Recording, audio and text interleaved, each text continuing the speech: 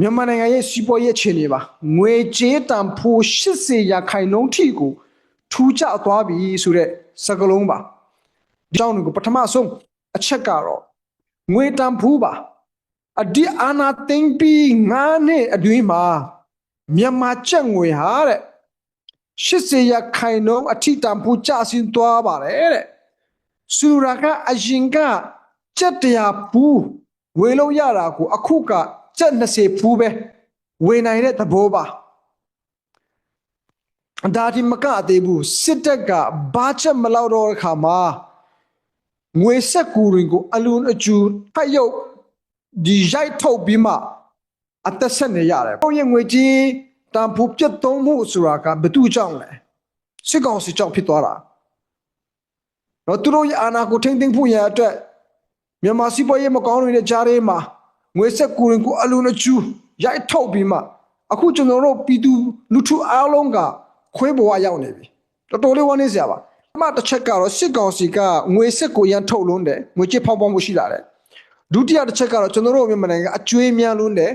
ရှိပြီးသားအကျွေးကလည်းမဆက်နိုင်တော့ဘူးဖြစ်နေတယ်နော်ပြီးတော့အဲ့ဒီငွေကျပ်တန်ဖိုးကလည်း80ရာခိုင်နှုန်းကိုထူးခြားလာတယ်နံပါတ်3ပါနော်နံပါတ်4မှာကျွန်တော်တို့နိုင်ငံကကမ္ဘာရဲ့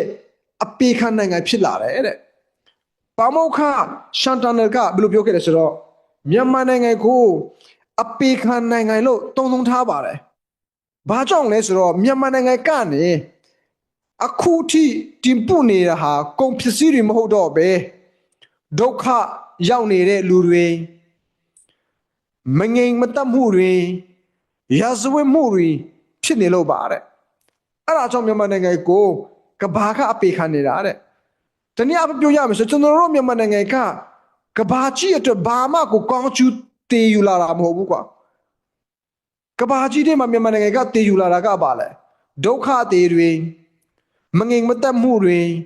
ရာဇဝတ်မှုတွေကိုပဲကျွန်တော်တို့ကဘာကြီးထဲမှာအသေးဆောင်လာတယ်အဲ့ဒါကြောင့်ကဘာကကျွန်တော်တို့နဲ့မပတ်သက်ချင်ဘူးကွာအပေခံဘဝရောက်နေတယ်ကွာအထူးသဖြင့်နေဆက်ရဲ့ကြားဖြတ်လို့ခေါ်နေတဲ့ online ငွေလင်ဂိုင်းစတာတွေကိုနိုင်ငံတကာကနေပဲရာဇဝတ်ကိုင်းတွေအခြေစိတ်လာတဲ့နိုင်ငံဖြစ်လာတာကွာကျွန်တော်တို့မြန်မာနိုင်ငံကို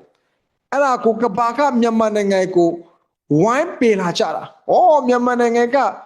နော်ဒီကြားဖြတ်သမားတွေနေတဲ့နေရာ scam သမားတွေနေတဲ့နေရာအဲ့လိုမျိုးနာမည်စုနဲ့ပဲကြော်ချလာတာ။ဒါနံပါတ်4နံပါတ်5ချက်ကျွန်တော်တို့မြန်မာနိုင်ငံဟာကဘာအပေခံနိုင်ငံဖြစ်လာတယ်လို့